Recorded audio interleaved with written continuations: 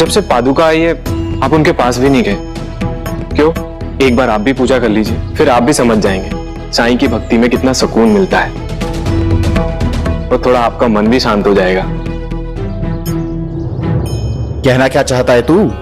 मैं हमेशा गुस्सा करता रहता हूं और मैं इन बातों में नहीं मानता कि पादुका की वजह से कुछ बदल गया। दादा आपने देखा ना, पादुका के आते ही हमें कितना बड़ा ऑर्डर मिला।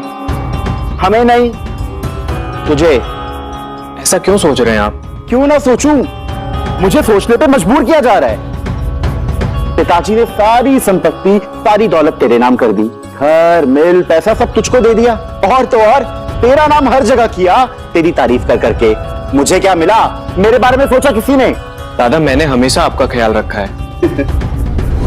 हाँ, तूने इतना ख्याल रखा है तो अब सब कुछ जो तेरे नाम है वो मेरे नाम कर दे। मैं भी तेरा ख्याल रखूंगा। हाँ तो सही तो कह रहे हैं, ये बड़े भाई हैं तो मील पर हक इन्हीं का हुआ ना। नहीं वाहिनी, और मैं बताता हूं क्यों। क्योंकि दादा कभी मील गए ही नहीं। मील को लेके आपका विचार सिर्फ इसी बारे में था कि कैसे खराब माल बनाकर मुनाफा कमाए, कैसे मजदूरों की तनख्वाह काटकर मुनाफा बढ़ाए। लेकिन पिताजी की सोच ऐसी नहीं थी। वो चाहते थे कि मील उनके बनाए गए उसूलों पर चले, जिसमें गुणवत्ता और मजदूरों की भलाई, इन दोनों को निजी मुनाफे से ज्यादा महत्व दिया जाए। इसलिए उन्होंने मुझसे वचन लिया था कि उनके जाने के बाद इस मील का काम मैं ही संभालूं। और उनको दिया हुआ वचन मैं तोड़ नहीं सकता। हाँ तो ठीक है, तू उनका वचन मत तोड़, मैं ही ये घर छोड़ देता हूं। साईं, आत्माराम तो सुधरने की जगह बिगड़ता जा रहा है। श्रद्धा और सबूरी रमाकांत, तुम आत्माराम की चिंता मत करो, मालिक सब देख रहा है, वो सब ठीक कर देगा। लेकिन कब साईं? घर छोड़ के जाने की क्या जरूरत है? बाबा का जमा जमाया काम नहीं दे सकता, लेकिन अगर आप कुछ और करना चाहते हैं तो मैं उसमें आपकी मदद कर सकता हूं। तू मेरे हक के पैसे हड़प कर मुझ पर एहसान करेगा? तू भीख देगा मुझे? अरे सच तो यह है कि तूने मिल और जायदाद दोनों मुझसे छीनी है। तूने ही पिताजी के मन में मिल में जहर बोया। तूने मुझको उनकी नजरों में नीचा गिराया, बार बार ये दिखा करके कि मैं गलत हूं। और पिताजी भी तेरी बात मान गए कि मैं किसी काम का हुई नहीं, इसीलिए उन्होंने कभी मुझको मिल में काम करने नहीं दिया। लेकिन अब और नहीं, अब मैं अपने बल पर अपना धंधा खड़ा करके दिखाऊंगा। दादा आप इसे एहसान क्यों मान रहे हैं? एक छोटा भाई अपने बड़े भाई के लिए इतना तो कर सकता है ना। मैंने पैसा बचाया सालों से, वो मेरा पैसा है दादा, उसमें से मैं आपको दे दूंगा। जब वो कह रहे हैं तो मान लीजिए ना, इतना भी क्या गुस्सा करना। ताकि जीवन भर मैं इसके आगे झुका रहूं। अरे इसका पैसा ये जाने, मेरा उससे क्या? मेरा हक तो बाबा की संपत्ति पे है, उससे पैसे मिलते तो मैं ले लेता, लेकिन मैं तुझसे कभी कोई मदद नहीं लूंगा। लेकिन किसी से तो पैसे लोगे ना दादा। नया काम शुरू करना इतना आसान नहीं है, बहुत लागत लगती है।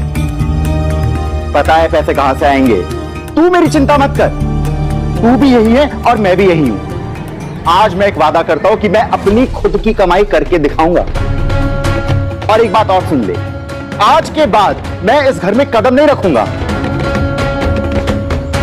लेकिन एक दिन इससे बड़ा घर होगा मेरा, और उस दिन तुम मेरी इज्जत करोगे।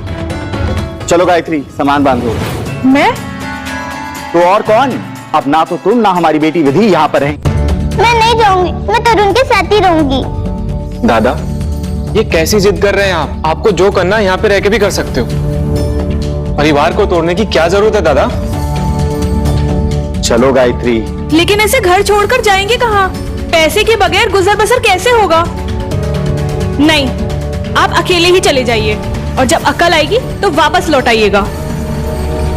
अरे अक्ल की दुश्मन कोई है जिससे बहुत पैसे लेने हैं, वही तो हिसाब करने जा रहा हूँ। अब एक बार पैसे आ गए तो तू आएगी वापस यहाँ इन चालाक लोगों के पास, ये वो पैसे भी हड़प लेंगे।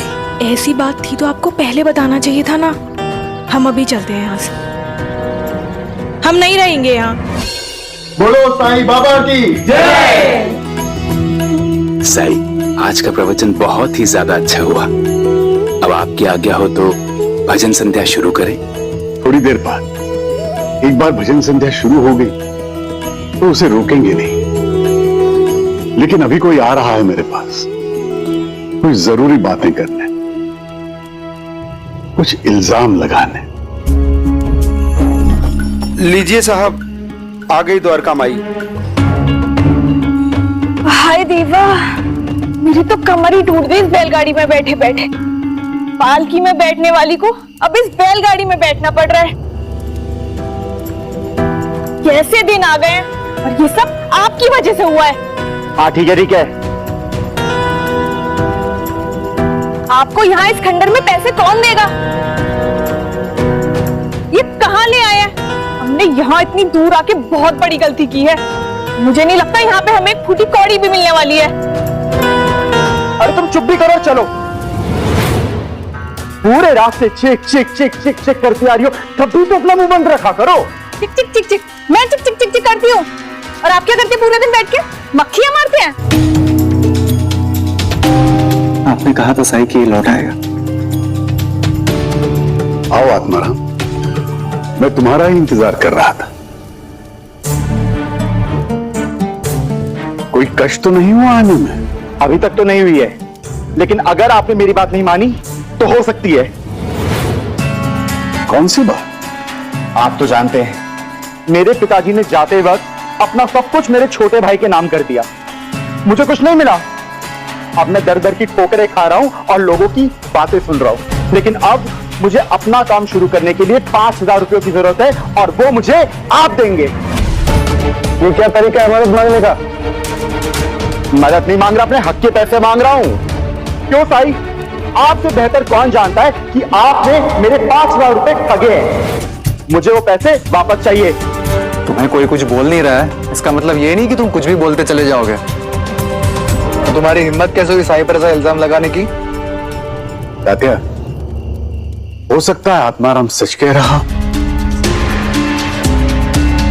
और बिना किसी सबूत और गवाह के तुम ये फैसला कैसे कर सकते हो कि मैं बेकसूर हूं?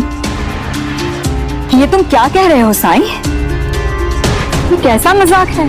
हम सब जानते हैं कि तुम ऐसा कुछ कर ही नहीं सकते हो। भाई साहब, कोई तो कारण होगा जो आत्माराम मुझ पे ये इल्जाम लगा रहा। इसे अपनी बात कहने का अधिकार है। आपकी वजह से आज मैं सड़क पर आ चुका हूं। अपना सब कुछ खो दिया है मैंने। अब मैं अपने परिवार का भरण पोषण कैसे करूंगा? मुझे मेरे पैसे लौटाइए।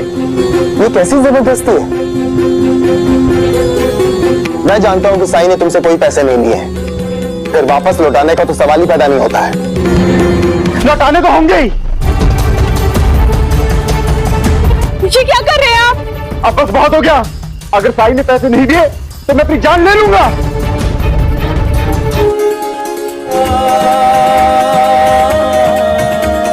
ये क्या है? ये कैसा जादू है? साई, आप मुझे रोक नहीं सकते। मैं अपनी जान लेके रहूंगा।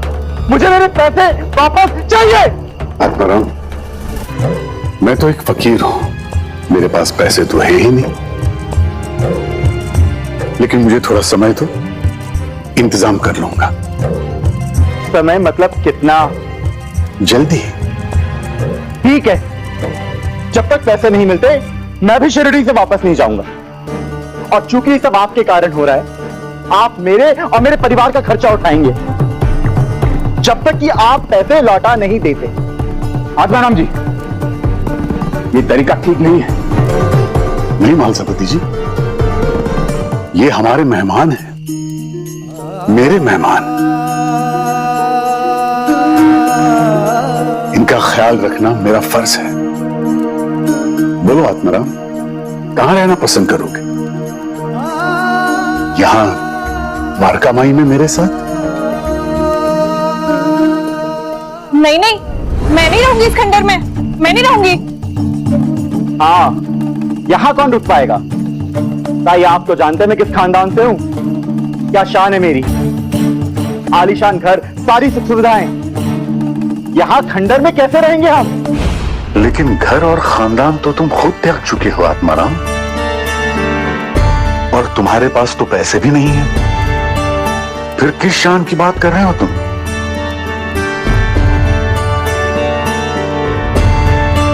फिर भी मैं तुम्हें कष्ट नहीं दूंगा। केशव, तात्या, इनके रुकने की व्यवस्था दीक्षित वाड़े में करवा दो, और तुम सबके खाने पीने का इंतजाम भी हो जाएगा। साई पर ऐसे इल्जाम लगा रहे, साई फिर भी उनकी मदद कर रहे हैं, ऐसा क्यों है? मन में साई के क्या है कौन जान पाए।